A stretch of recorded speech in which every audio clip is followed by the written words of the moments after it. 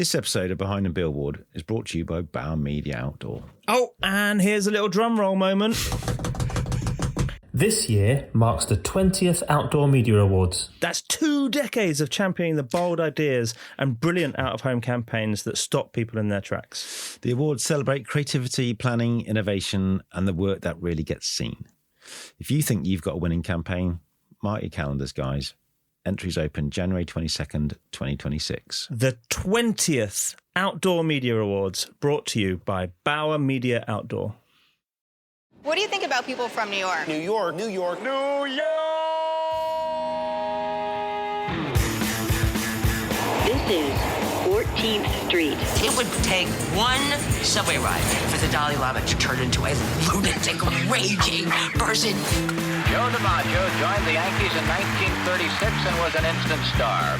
New York offers you the opportunity to reinvent yourself. Live from New York, it's Saturday night! I am pleased to have Martin Scorsese here. At night, there's something that happens if you work too long, especially on 54th Street and 11th Avenue. Well, you start to get very depressed on 4 in the morning. It's always 4 in the morning, you know? And you're in New York City. You're like living Miles Davis's life. Nothing's happened to me yet. That's why I'm going to New York. So something happened to you? Stand clear of the closing doors, please. Start spreading the news. We're here. Yeah, we're here. We're at the Newsstand Studios in Rockefeller Center, New York. It's pretty surreal sitting. I'm so close to you. It doesn't make me feel uncomfortable. Does it make you feel really uncomfortable? Well, on the plane, at least, I was like a few. Well, you decided to move away from me. You wanted to go and sit. Mate, you wouldn't want to sit next. We're going to be so together. I know it's going to be a great week. We've got, we recorded an episode yesterday. We've got our first proper episode today. Yesterday was our Ag Club special. It's kind of greatest hits thing, wasn't it? It's like just bing bang bang, just chatting to people. And then and today we're here at Newsstand Studios. We've got the lovely Joe Hassan is here with us. So I've got to describe. We're sitting in a very narrow old. What is it? It's a newsstand. It's a newsstand. Yeah, and it was a newsstand from the 1930s until. And instead of we were looking through a piece of glass, and we're looking at people walking by who keep waving and clapping to us. Yeah. Thinking, those that are billboard guys. That's them. We've got our US merch on. Yeah, we're very excited with that. And the merch encompasses, I think it's only underpants that you haven't got a logo on. Yeah, I haven't done that on, yeah. That's for next year. But yeah, we're here. We're in New York. We've got an incredible week planned with some amazing people. Yeah. But before we get into all of that, regular feature, we need to hear from our friends at Bauer Media Outdoor and their powerful poster. Hey Dan, Hugh, and all the Behind the Billboard listeners. It's Colin here, strategic partner at Bauer Media Outdoor. The powerful poster I wanted to highlight is from Walkers, their Everyone Has a Favourite campaign from back in September. I think over the past year or so, we've seen so many brands leaning into their DBAs with this kind of minimal creative look and feel. And for me, this is one of the best executions. If you've not seen it yourself, it's essentially just their logo made up of different ingredients from their flavour variants. So actually loads of different versions. They work wonderfully on their own, but I think they really come to life as a series, either across multiple posters or when delivered collectively side by side. So some really strong media planning that helps bring it to life as well. But for me, when you've got a brand like Walkers creating something like this, it really signals that they're the market leader. It's got this confidence to it, this idea that you can be so easily recognisable while still leaving a little bit to the imagination of the audience. So brilliant work from Walkers and all the team at PepsiCo. Cheers, guys. Incredible stuff as always. Thank you very much, Bauer Media, for that. We love this feature. It's a brilliant addition to the show. It's just nice to see the stuff that's happening out there and get other people's opinion on it. I'm sure people hear from us all the time about how much we love the stuff. And that's important, right? We're really important. Good. Yeah. We're collegiate. You like that? Collegiate, I'm going to look that up. So today we have Samira Ansari from Ogilvy. Yeah, this is going to be good. I'm very excited about this. Yeah. Well, I've been talking to her for ages about coming on, and obviously we were going to do it remote when we were in London, and when we decided we were coming out here, we decided we'd do it in person, and unfortunately it turns out we're doing it remote here because what's that about? She's busted her knee, unfortunately, so she's got some surgery planned next week, so we're just supporting her remotely, so she's going to be dialing in. Yeah, but we can't even do that. Should we go and get her jokes? That's not. No, we can't go and get her. We can dial her in. So why don't we? Should we dial her in? Let's do this. Samira Ansari, Chief Creative Officer at Ogilvy, New York. Welcome to Behind the Billboard. Thank you so much for having me. Yo, thanks for coming on our New York special. I can't tell you how excited we are. We're sitting in this little booth in, it's called Newsstand Studios at Rockefeller Center. I'm looking at Dan, I'm looking at you, and in the corner I've got Joe, our engineer. Joe, hi, thanks for setting us up. Although we have to tell listeners, Samira, that you're actually not with us, are you? Because you've had a little injury. It's all right. It's all right. We only flew 3,000 miles to be here, you know. No. But you're at the Rockefeller Center, so you know, how lovely. Yeah, we're going to go ice skating afterwards, so we're fine. Yeah, you should. Although it sounds like you can't do any ice skating at the moment. I can't do anything. It's funny. I've done damage to my knee doing yoga of all things. Oh no, that's so irritating. It's not like an extreme sport. It's not, it's not skiing. It's not water yoga skiing. to recover from the injury, traditionally. So there you go. Well, we're very pleased and chuffed you're here. We're going to do this little section now we always do called Samira Facts. So it's where we big you up. To be honest, we could have done about 50 of these. You've got so many great things to say about your career today. But just as a pre-warning, it's stuff that we find out about you on the internet. We've done a bit of digging, so we're going to find some stuff out. No worries. Go. How on earth could this go wrong? Samira's career has spanned roles in Melbourne, Paris, and now New York City. Wherever she goes, great work and awards follow. I think that's true. We'll take that as the first one. The Michelob Ultra McEnroe versus McEnroe virtual tennis match won a Sports Emmy and a gold can Gold Lion for innovation, while Rouge Giacomi for Coke won a Cannes Grand Prix last year. As CCO at Ogilvy, New York, Samira has played a key role in the agency's consistently high ranking at Cannes. And then we always end with little known facts. So I read this somewhere. Samira's not related to comedian Aziz Ansari, but once convinced the maitre d' at the Bellagio in Vegas, she was to get the penthouse for free. Is that true? It's true. I mean, this is a long time ago, but Okay. this is, he had just hit he was a hot comedian, and I think he was doing a residency in Vegas. We were there for work purposes, and as I checked in, Ansari is one of those names where people think you're saying I'm sorry constantly. So I checked in and I said Ansari, and she's like, oh, you don't have to be sorry. I said, no, I'm not. That's my name, Ansari, like Aziz Ansari, and they upgraded me. On my script, it now says, how are you? I think we kind of know how you are, but I think in a way it's obviously beyond the knee injuries. Just how are you? How's the scene at Ogilvy's at the moment? What's bubbling? What's cooking? Oh my. How am I? Well, yesterday was a sort of a very sad day in our industry, right? So it's one of those things that it's such a ride with all the things that's happening. You can't. I'm always an optimist. I love what we do, and I love obviously the industry and the people in it. So I think, how am I? Not a good day for it, I guess. There's a lot of people lost their jobs yesterday. We just for listeners to know that we're talking about the Omnicom absolutely merger. Yeah. So yeah. Some amazing brands that agencies that I sort of grew up in are no longer there. Having said that, I don't want to be depressing about the industry. I think the future is bright. It's different. I think we're all wondering what's going to happen, but I have faith that it's going to be just the same in a different shape. It's funny, isn't it? Because we talked about this recently. Obviously, it's happened quite a few times over the last few years. Stalwarts of Madison Avenue and the London advertising scene, moving around, evolving, and great work continues to come. So I think our industry's got used to evolution. It's a shame because people are losing their jobs, and it's a shame because there's mass consolidation, and we're losing some of those big advertising brands that we're used to. But I think it's part of our industry, and it always has been. Names come and go, and the work should continue to be good. Hopefully, that's where we want to see the industry.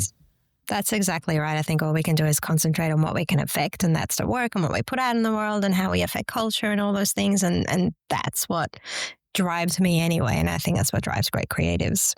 Yeah. But well said. Yeah.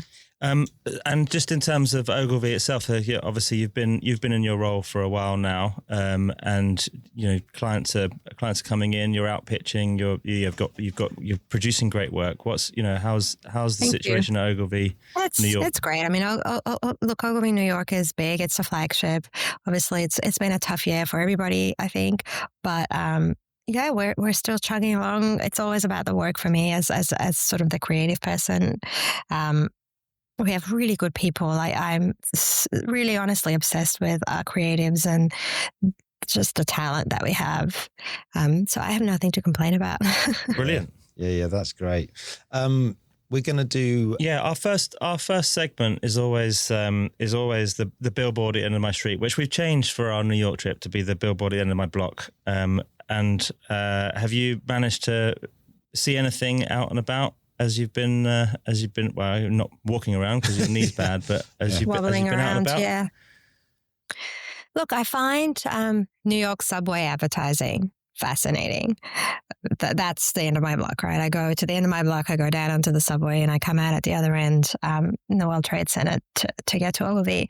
And it's funny because it's packed at 8:30 in the morning. People are stuck together, and last week there was amazing Coca-Cola Santa work. There's just a big Coca-Cola red throughout the entire sort of indoor cabin, which it kind of warmed my heart a little bit because it's like, oh, it's that time of the year, and you do associate that Coca-Cola red Santa with that time of the year and classic advertising, since we're talking about billboards. And then oftentimes I think there's also local advertising in the subway, so you have time to read things, and there's some funny headlines. But the thing that popped out for me in the last month was the Coca-Cola Santa. And we kind of use this segment to talk about the state of the industry, and obviously, we've come over from London, which is, we're being, I think someone said the other day, we're being hit with 10,000 messages a day with, like you said, tube advertising and billboards and posters and bus stops and shelters and taxis and airports. You're off flying somewhere today. You're in New York. You've got exactly the same level of messages being thrown at you all the time with the taxi tops and screens in taxis and all sorts of stuff. We use this segment to talk about the state of the current state of the industry. What are you seeing out there at the moment, and what do you, in terms of the levels of creativity, what's your opinion of the state of the industry creatively? Look, the industry is, I think, creatively, we're always showing up. I do think there's always great work. There's always sort of new ways of doing things, and there's more stuff. There's a handful of good things, right? And then there's what I call sort of wallpaper, which is a shame because it's expensive wallpaper. So I think the industry is doing fabulous things in all aspects of whether it's content that we create. It's gotten better. I think what happens in social media. I spend so much time on TikTok. All of it. So I think we're moving along. It's great. Do you think, obviously not being a New York native, but when I walk around London, there does feel like there's a lot of static sites and then some digi, whereas I always feel it's the opposite in New York. Is that fair? Do you feel like there's more screen? Is it more screen-based in the city? I think it depends on where you are, right? So if you're walking around Soho, you might see sort of classic billboards and bill posters on the walls and all of that. The subways, you have a mix of both. If you're on an old train, it's kind of stuck to the inside. If you're on a newer train, it's a digital screen. But yeah, absolutely. I mean, if as a New Yorker, we stay away from Times Square, but that is New York, right? So I mean, we are famous for those screens and the 3D billboards that are coming at you, and Yeah. It's funny, on the flight on the way over, I sat next to a couple and I said, "Oh, where are you staying?" They said, "Oh, it's our first time. We're staying in Times Square." And I went, "Oh no!" And it's we've been told it's a really good location. I was like, "Oh God." Oh yeah, it's fabulous. But and just in terms of clients doing it well here in the US, if you out and about and nationally, obviously you're here in New York, but you're creating stuff for the entire domestic market here.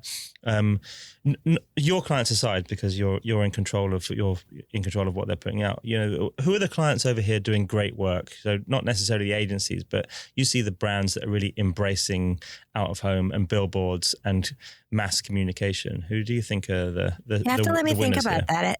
It's tough because I don't see their work like that. I interact with brands in my phone, out in the open. Like as far as, look, New York and fashion, like let's use Soho for an example. Like you look at Gap, for example. I think Gap's had such a fabulous comeback. I say this because I have a soft spot for Gap. I worked on Gap for a year or two. There was such a big brand when it came to film and billboards and fashion. And I think they've had a comeback, which I'm very excited to see. So I would say them as something that just popped in my mind, you know. Yeah, that's really interesting because Gap in the UK was huge when it came out, and then I don't know. I think it died a bit, didn't it? Yeah. I mean, I tell you what I've been enjoying. So we landed here yesterday, and wandering around today and coming over from 50th Street Station. There is much more entertainment advertising and out of home here than in the UK.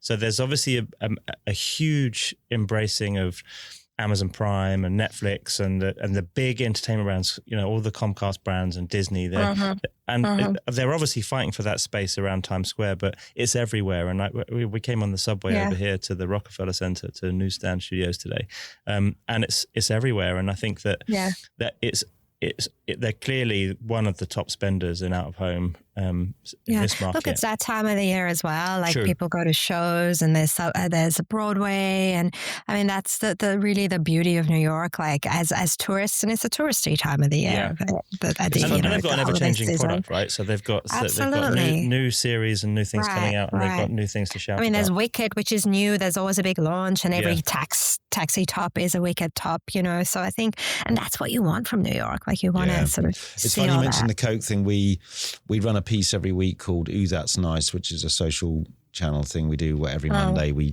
update stuff we've seen we like, and which is sponsored by our friends View to Fill. Yeah, and we saw it's funny you mentioned Coke because we spotted one, and actually it was Piccadilly Lights, you know, which is kind of like the equivalent of your Times Square, and it was just lovely. It was just this ribbon which goes off, and then it's Santa and his sleigh. I couldn't work out it's been done before, but it's just stands out. You're going, that's someone who's understanding time, location. Coke seemed to do a great. We're going to talk about Coke in a minute, so I don't want to do too much on that. But we're going to move on now to the next bit. Just before we do, go on. Just want to talk about while we're talking about the state of the industry and some of the things that are in play to help people create and test. And we're just going to talk really quickly about Super Optimal, who sponsor our Billboard in the Street segment, and they do that for a reason. And in this market in particular, they're massive. They've been working with the big media owners over here to try and improve some of the lower level stuff where they've got permanent sites working directly with brands so that they can test their creative to improve it for the following year. And I think it's really important that the industry over here sees that as a really positive thing. It's AI for the sake of creativity, and we talk about technology for the sake of creativity,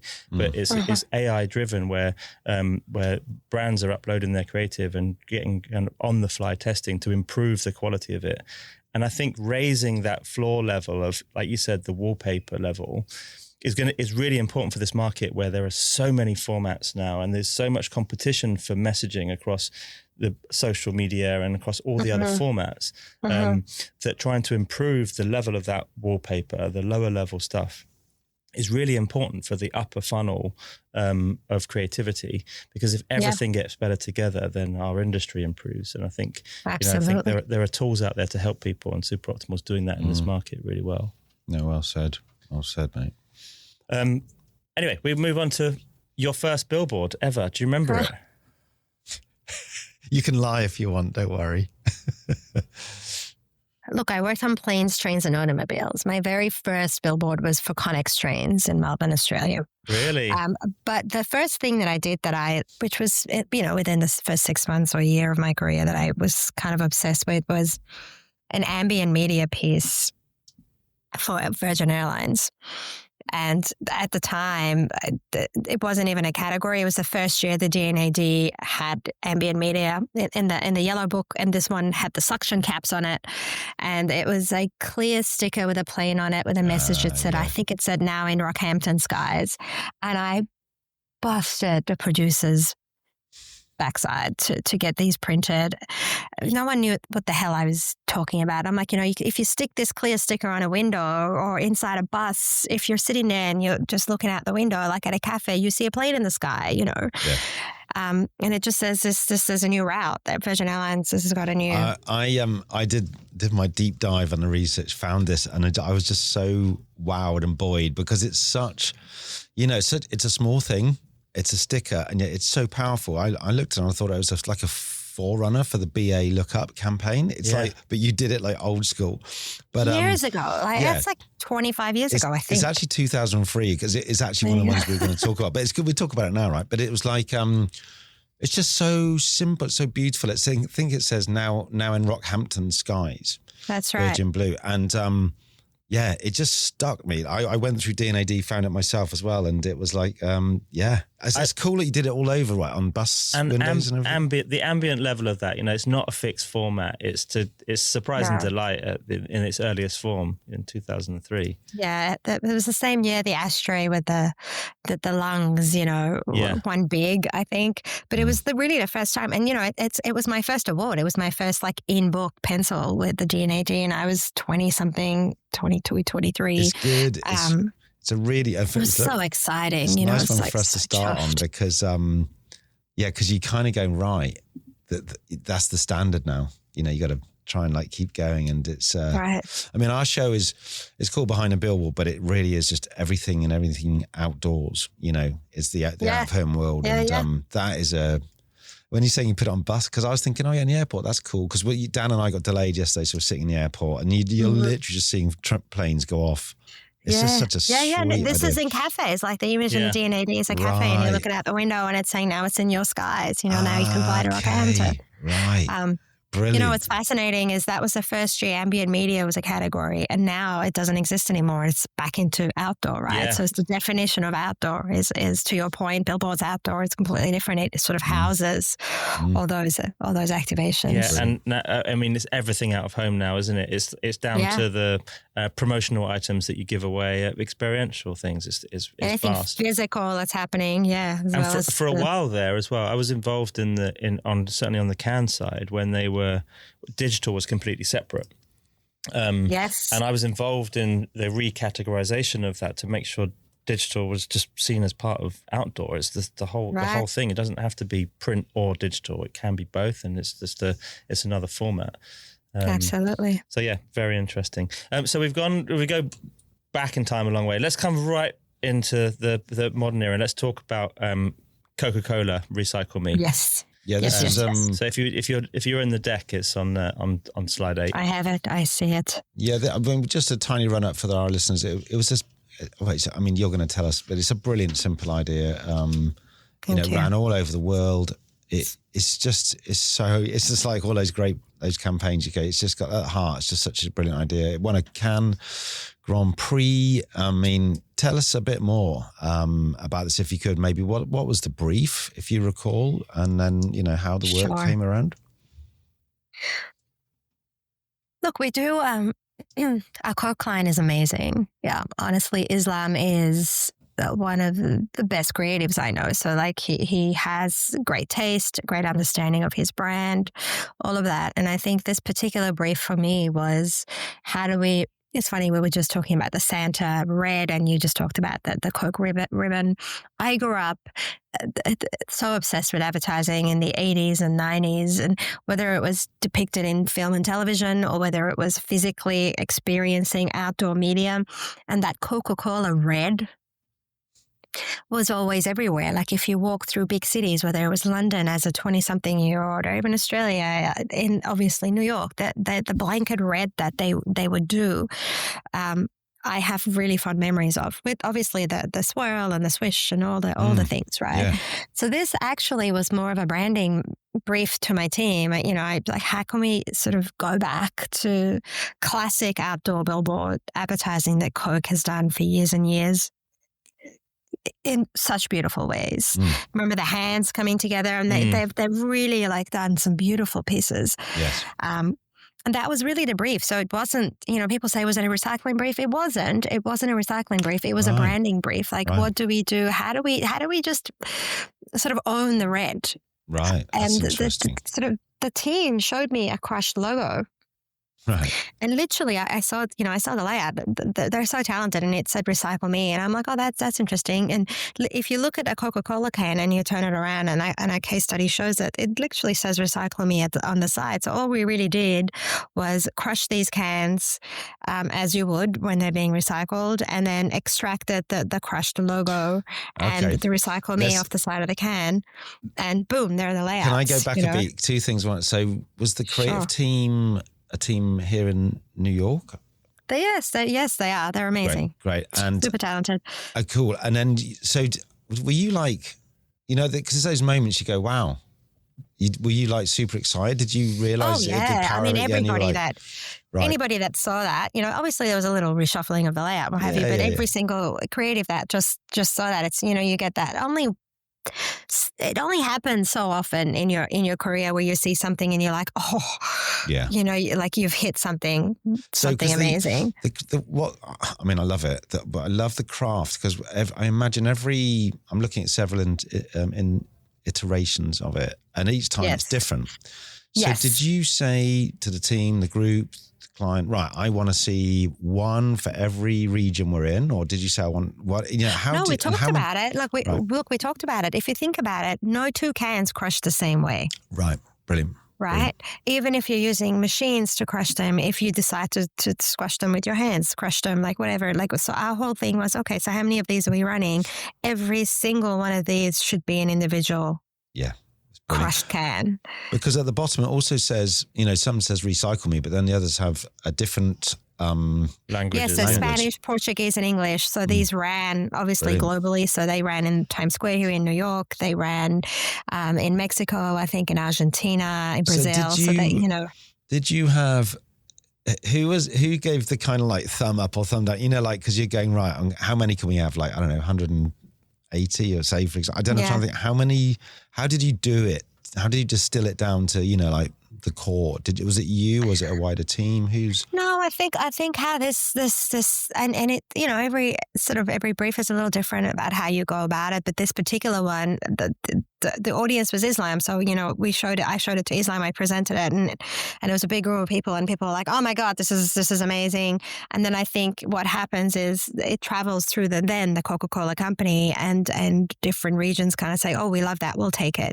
So sort of South America was on board, and they took it, and then the US was like, "We want to run it." So it's obviously lots of brand directors in different regions kind of saying, "Oh, we love that, we're going to put it as part of our," because you can imagine Coke has media everywhere. And things are organized months in advance, right? And when that brief came, was it an out-of-home branding brief, or did you decide that this would be better on out-of-home, which helped define it?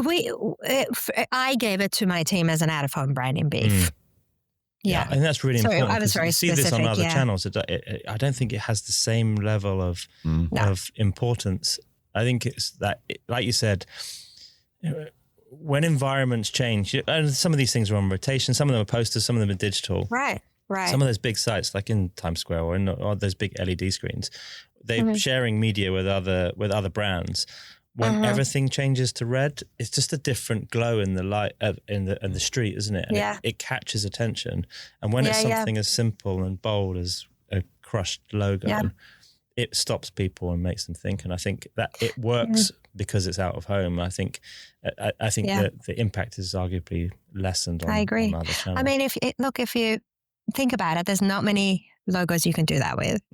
It's the most recognizable logo globally, right? So for them to even allow us to do that, I was like, oh, Coke legal, it's never going to happen. So bravo to them. Yeah, I was going to ask you that. Was that was that a big moment, or did they, because sometimes you just see an idea, go, okay, we're going to have to do it, or was there kind of a lot of to and froing? No, there was no fights over it, which I'm really surprised about. Right. Like everybody was just on board. But obviously, again, hail Islam.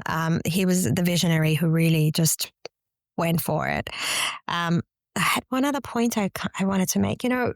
I served on the can print jury this year, and I've actually, a few years back, I was also on the print publishing jury. And it's funny because the industry changes, like we talked about. There's lots of different categories and bells and whistles and new forms of media and content and blah. And, there was a time where people are like, oh no, the static media is dying. And it's not. Like this year, the entries were up by a massive percentage, and there was some really, really good work. And I, as someone who's been doing this for a long time, have such a love for the classic sort of poster. So I love that medium. It's interesting you say that because we had Sir John Hegarty on just before Christmas. Yeah, bless him. And we debated the 100 greatest posters of all time from our guests, which we're looking forward to hearing yours later on.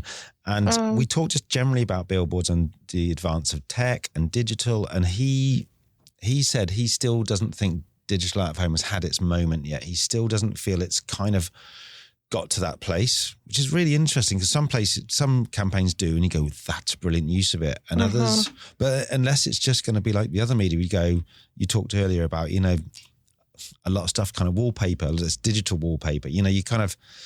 You see, I kind of disagreed with him on this. I just think that the power of context and that you can use for digital out of home is subtle.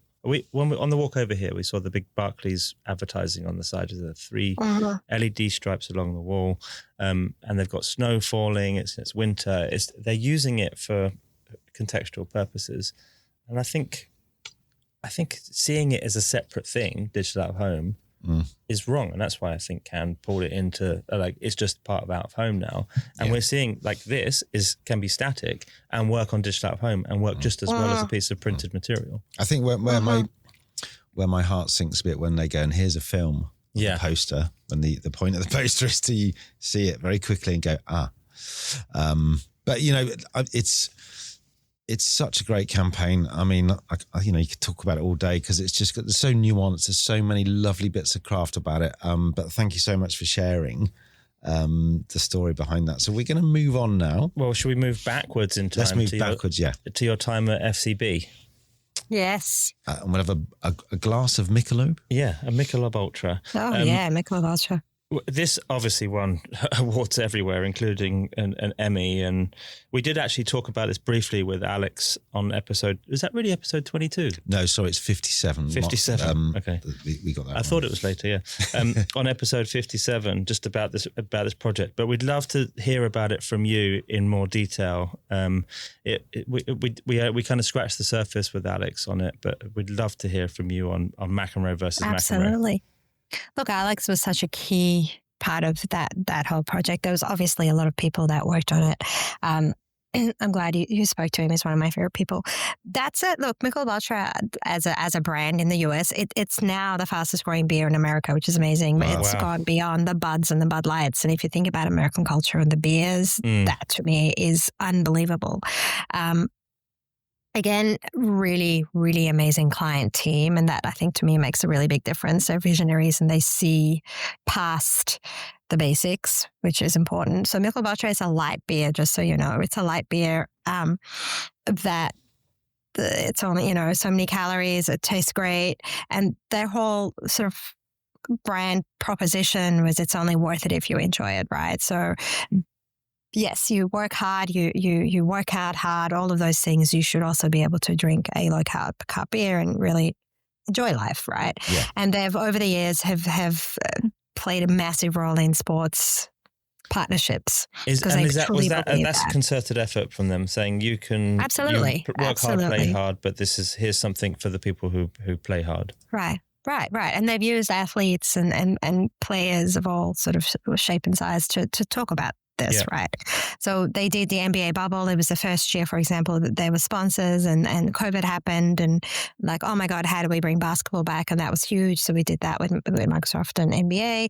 And then McEnroe is an interesting person. And originally, and I'm going to say this, and the person that was on the table was Serena Williams. Oh, really? That's fascinating. And I was like, you guys, like I know she's amazing and all the things.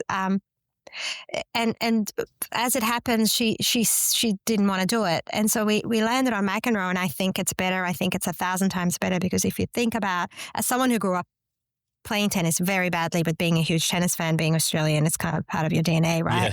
Yeah, right. I grew up with John McEnroe. I was at the Australian Open the day he got kicked out because he lost his temper. Like he was always that guy that he was entertaining, but maybe for all the wrong reasons, like he didn't seem like he was enjoying himself. And I think that's it's only worth it if you enjoy the a portion. modern day equivalent is Nick Kyrgios, right?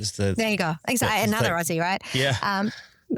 But McEnroe, look, and I got very teary when we did filming this, because obviously he played a game against himself, his younger self, but it was there for him to be able to reflect back on his career and talk about it. And those moments where he's seated and we interviewed him almost like a mini documentary kind of into his past, I felt for him because he talked about how he took time off to have a baby and spend time with the family, and the media went after him. And he was the first kind of athlete, as far as I remember anyway, to do something like that and really get slack for it. And now, obviously, in modern day sports marketing, everybody talks about mental health and people take breaks and it's getting better and better and better. But back in the day, I think it really affected him.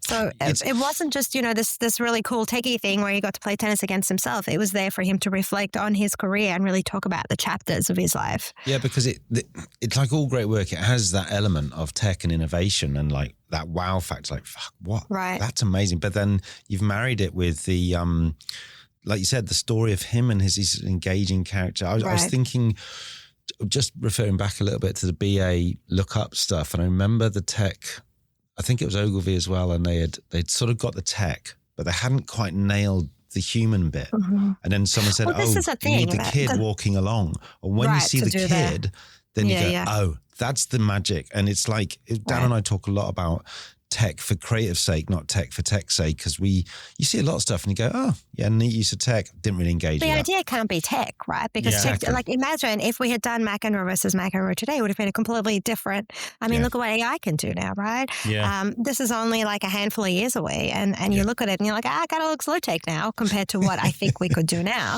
Yeah. But the idea isn't the tech. I think tech, and this is why every time I get asked the question about AI, I think it serves a purpose. It's a tool, and it gets better and better and sharper and more amazing. And I love that. But we're still telling stories. We're still connecting with people. They're still human stories. And I think that's never going to go away. So if you do something just for tech's sake, if you don't connect with people, it's nothing. It's a really good point. And there's something that you and I talked about the other day, is that AI is a tool, and it will help you tell stories in a more interesting way, or using an alternative approach, or or supplementing the story like this. If you were doing this now, maybe it would be a hologram. Maybe it would be maybe who knows? It would be different. But maybe the AI technology has changed so much in the 4 years since this has been done, and you go, well, I think for me, this is a brilliant campaign, and it's not classic outdoor. It's an out-of-home event. It's a stunt, and there are multiple levels of story here for different channels. There's a TV story, there's a documentary, there is social content, there's obviously the event itself. And I think certainly during your time at FCB, as the agency was really, really changing, this kind of thing became a bit of a norm of like we need a big thing to hang the agency's hat on here. And was that something that was pulled through the entire agency? Who are the brands that we can do this for, and where are the really, really big ideas for them? Yeah. Look, we had amazing creative leadership. Like, it's so sad to see FCB as a brand disappear, but we had some amazing creative leadership. We had Gabrielle, we had Danilo, and I don't want to, start naming people because it's a long list. But I don't think everyone sat there saying, let's do something that's going to win awards. I think it was always like, how do we put content out in the world, or how do we put, you look at what they did for Spotify, for example. I mean, they just won an Oscar, for example, for changing the way captioning happens, right? And it's amazing, because I think advertising we keep thinking, how do we affect culture in an interesting way? Because I grew up with advertising, and it did affect me, because jingles were a thing, and I still sing them, like television was my source of entertainment, but now we have more things. There's the phone, and there's physical things we can affect, and all the things. And it's so nice to be able to to get in there and create things and make things. And nobody knew how to do this. Like, honestly, it's one of those things where how do you do something that hasn't been done before? Well, shit, you just work it out. It's really interesting you're talking, because I remember when I was at BBH and, this is a long time ago, and they said, we've got this building full of these creative minds. A lot of the work doesn't get made, goes to research, dies, and you go, well, imagine if we use that power for products or for other things. And you can see that now as agencies aren't, part of culture. They are doing ideas like this, which seep into people's lives, not like an ad that needs to be skipped or, ignored. And that's what I love about this work. I'm just looking at the stats for this campaign here, Samira. It's ran in 52 countries, $20 million of earned media, 3 billion impressions. The first ever real versus virtual tennis match. It was a global piece of entertainment. And instead of you paying ESPN invested into the bold idea as well. So I think it's like, if those ideas are strong enough, you can earn the media rather than pay for the media. And I think this is a testament to that. Yeah.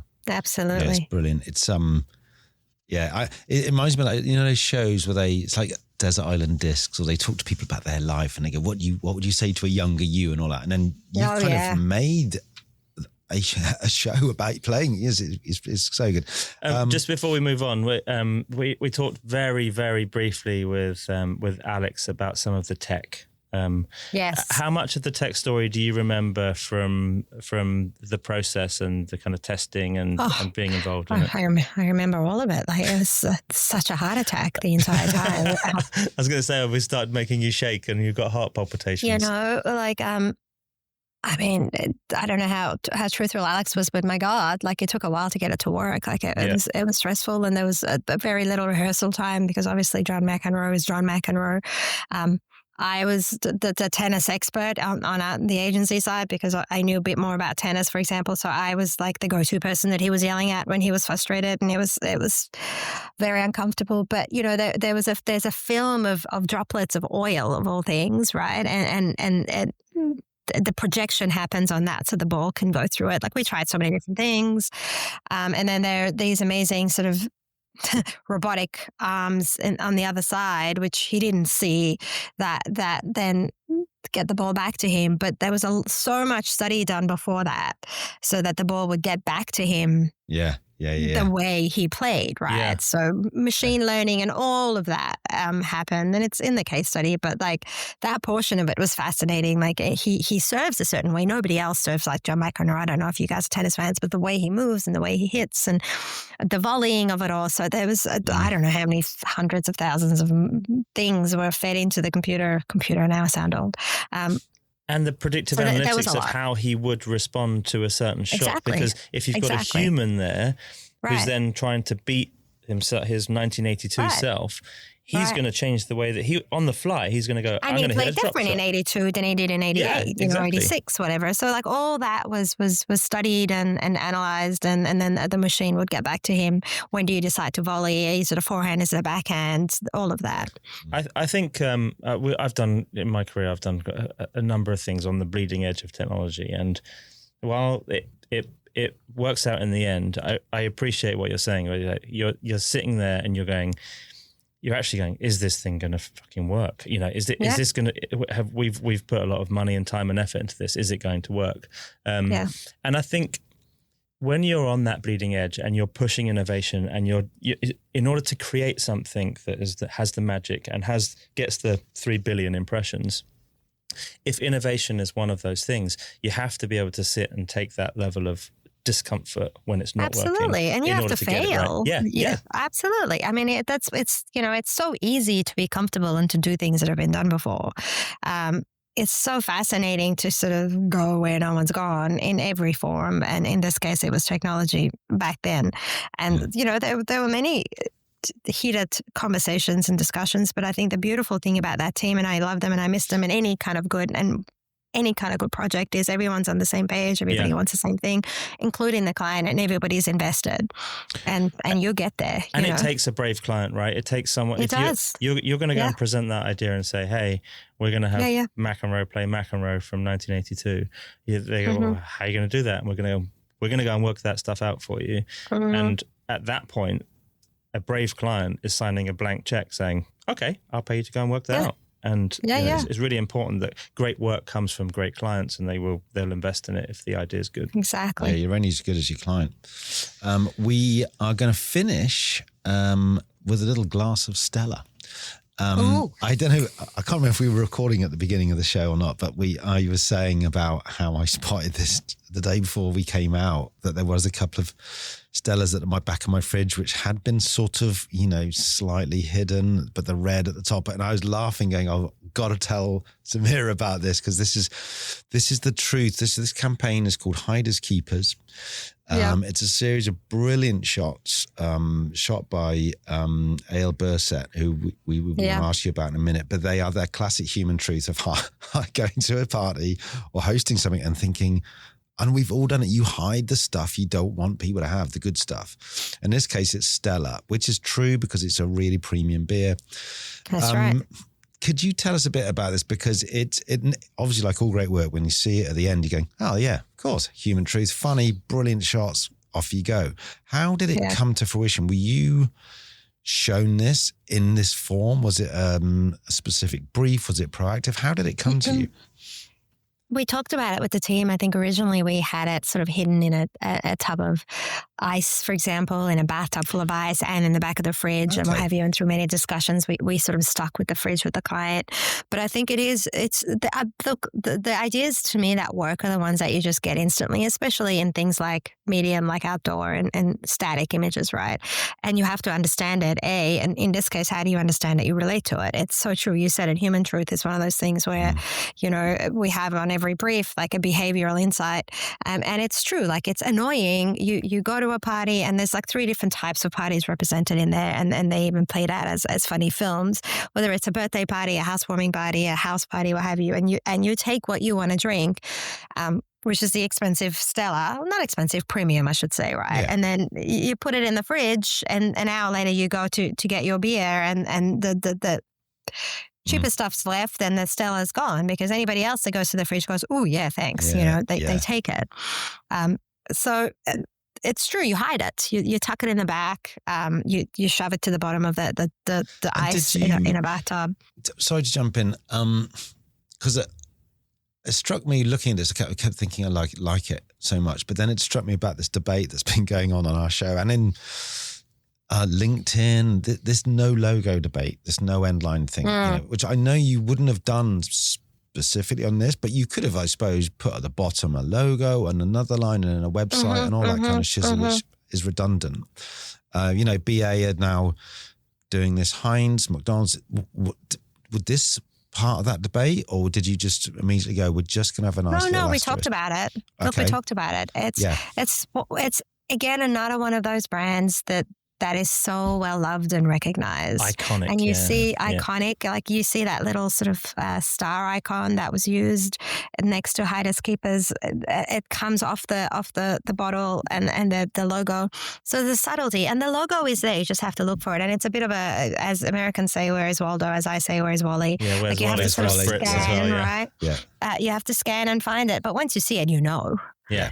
Was there a point, because I'm fascinated by this, I've been in this place, where you are looking at layouts with art directors, designers, and going, no, too much, too little. Oh yeah, now it's too small. Now it's too big. Now you need a line. I don't even know what I'm looking at. How long was my that? eye doesn't go to it. So did you? Because I love that, but because they all work really well. The one I love is the one in the vegetable tray. It's just so childish. It's like the fact that you put it there. Were there more? I mean, I do that with my kids sometimes. Yeah. Like I hide things from her. Yeah. Like she knows where the chocolate milk is, so I shove it somewhere where I think she's not going to look behind the carrots, right? Yeah, it's great. I mean, so it's a very, again, like Dan was just saying, you were both saying earlier, it's a great client you've got here you're basically showing a fridge.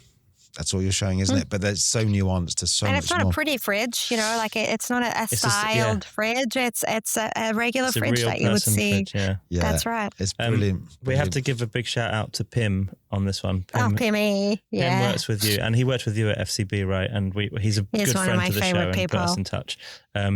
He called me about this campaign. He said, look, we've got Stella globally, we've got this great idea, but we want it to go out in London. This is where we feel like it lands.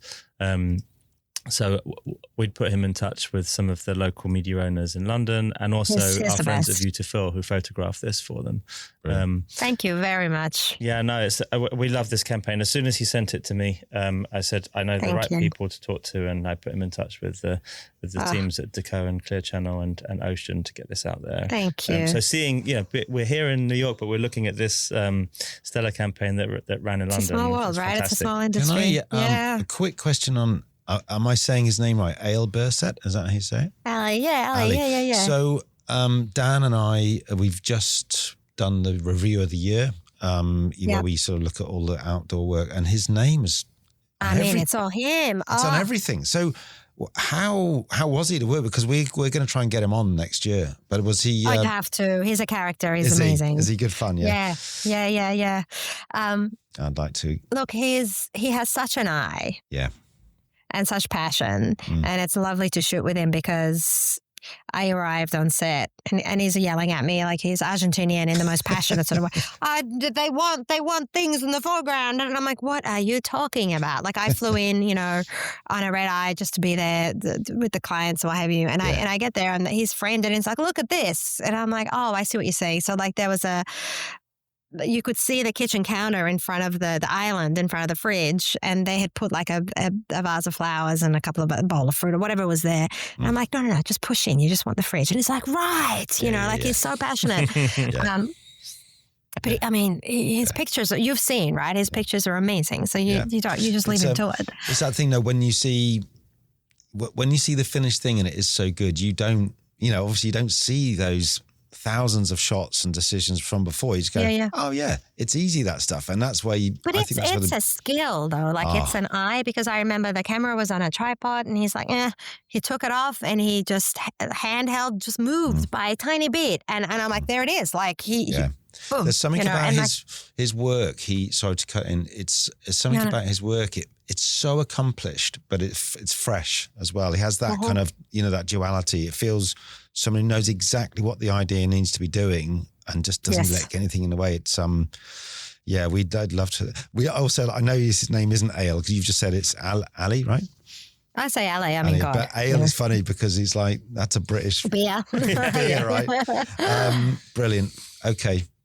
So listen, we love to wrap things up with your favourite billboard of all time. Oh, so gosh, I had this conversation in Cannes. Can I put two on the table in there? Of course. And these are ones that got me into the industry many, many years ago. So like, I hope you guys know them. I have them here. There's one, look, the Economist campaign as far as writing, and I've picked two. There's one that's headline and then one that has no headline. It's just visuals. And I remember seeing these as a young 20-year-old and just being obsessed with the world of advertising, right? So obviously they classic, I never read The Economist. It's just that entire campaign was so beautifully done. The writing, as far as the craft of it goes, we just talked about the craft of photography. Let's talk about the craft of writing for a second. That whole campaign, to this day, still stands magic, up. right? Yeah. And then the second thing I picked was a Mercedes billboard, which is a parked car and skid marks next to it. And I think it goes back to the days of Leo Burnett, I think in London, if I'm correct. Right. And there's nothing there but just the logo. And like at the time, that was revolutionary. Was it SLK, wasn't it? Yeah, it was Nick Bell and Mark Tutzel at Leo Burnett. There you go. It was Tutz. Yeah, that's right. Nick and Tutz. No headline. I worked for a short time with Mark at Leo Burnett. So like I love those guys so much. But that is the stuff that got me into advertising. Yeah, that's great. And there's so much more. There's so much more. They both feature on our. They're both in our top 100. And Hegarty side, The Economist is his absolute favourite. So you're in great company. It doesn't get better than that. It really Samira, doesn't. thank you so much for coming on. We really appreciate it. It's been ace listening to the stories behind the work and just seeing you. We hope you get better. I'm sure you are. You seem pretty much on the road to recovery. I'm good when I'm sitting. Yeah. And thanks. It's been lovely. So, and if you're ever over in London, we'd love to see you. I will. Thank you for firstly asking me. Thank you for everything that you guys do for the industry. And honestly, I'm sorry I'm not there with you guys, but get out because there's a weather thing happening. So like you could get stuck here, which is not a bad thing. Yeah, it's no bad thing. We'll do some extra Christmas shopping. Go see a show. Yeah, we can avoid parenting at home for once. There you go. That's oh my God, I know. Our wives don't listen to the show. Yeah, they don't listen. We can say what we want on the show. It's great. Okay. No, thank you so much, Samira. Thank you Take care. very much Thank for your you for time. having me. Thank you. Bye. Bye, you guys. Wow. That's good. That's good. Good start, right? Yeah, it's a great start. I mean, it is a shame she wasn't here because we get a little bit more vibe off people, but it was great. I mean, I think it's nice for us to be sitting here and just getting our head around it. I love it. You know? It's like, when I'm listening to Samira, I'm looking out the window and people walking past. There's like at one point there's a bunch of tourists walk past. They're waving at us. Yeah. Then there was another bunch who have been soaked. Yeah, I thought I can see it raining. It was supposed to be snowing today, but we've got some rain out there. So she was great, Samira. Like, I mean, the Stella campaign, I think it was this year, so I'm presuming it's going to be up for awards. I think it went in. Or did it go pre-Cannes? I think it was because the other Stella campaign did well from Grade. But it's a great campaign. So Ogilvy have the global Stella account, and Grey London have the local one. Yeah. I mean, but both Stella campaigns. Both Stella campaigns. Coke was really interesting. I love just getting into that story about the crushing the logo and the different variations of that. And then the road. And she's right though. There are the iconic brands, the stalwarts of out of home. I remember seeing a research piece once where they had interviewed a load of people coming out of a football stadium, and it was all about the advertising around the perimeter boards and stuff. And they said, what adverts did you see? And someone went, I saw Coke and McDonald's. And ironically, they weren't there. But I think people are so tuned to seeing those brands and out of home that they go, I saw red and white and it's Coca-Cola. Wow. So what she was saying about, when it's out there and it's a branding piece, Coca-Cola go big. Yeah. Seeing this time, seeing that. Yeah, the Christmassy time. It was really, it's fascinating. And even the Rockhampton skies, the Virgin thing, the sticker, which was probably one of the most effective bits. You talked about ambient, wasn't it? Yes, ambient. Very cool. Not a traditional format, get it out there. Brilliant. Thank you so much, Samira, for coming on. We really, really enjoyed that. And before we go, let's just have a quick word from our sponsors. Dan. Yeah. Do you know what I do? Genuinely, do you know what I love about outdoor? No, I don't. Loads and loads. But one of the best things, I think Heg actually mentioned it, but we're champions of this. You can't swipe it. You can't skip it. It's everywhere. It's real and it's there. And if it's done well, the impact is massive. We're saying it's omnipresent. Do you like that word? Ooh. Swallowed the dictionary. I think Bauer Media Outdoor really get that as well. I mean, they've got the scale as well to back that up. They've got 33,000 sites across the UK. But I think what's great is, having such a big media owner on board as a sponsor is the way they help our community and brands actually use the space properly. Yeah, and they've got tons of guidance. How to craft great posters, making sure designs are not just seen but actually remembered, which is the absolute, the most important thing. Powerful posters, if you will. Exactly. We're really lucky. This episode is brought to you by Bauer Media Outdoor. They're one of the UK's largest out-of-home media owners.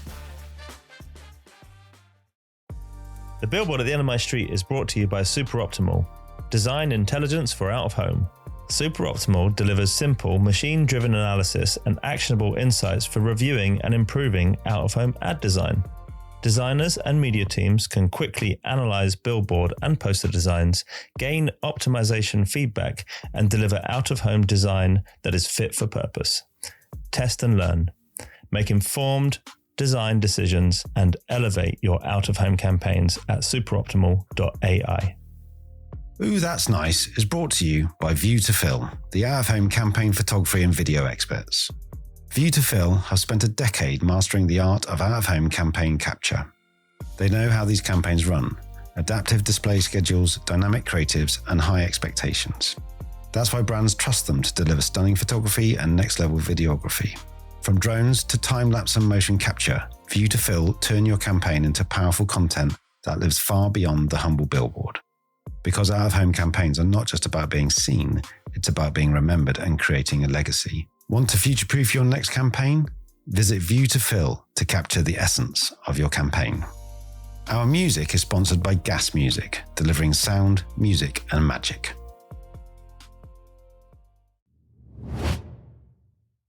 Great. As usual, big thanks to Gas Music as well for our music. Yes. And to our new friends here in New York, Newsstand Studios. If you're ever in New York and wanting a podcast, come and speak to Joe here at Newsstand Studios. They've been fantastic for us, and great to have the support of local friends here. Yeah, fantastic studio. You feel like you're in a special place. It's not just a sort of faceless studio. It's a real. I'm looking it's at a piece of New York history, isn't it? It's great. I feel really special to be here. So thank you, Joe, and Newsstand Studios. And we'll see you next time. Okay, bye.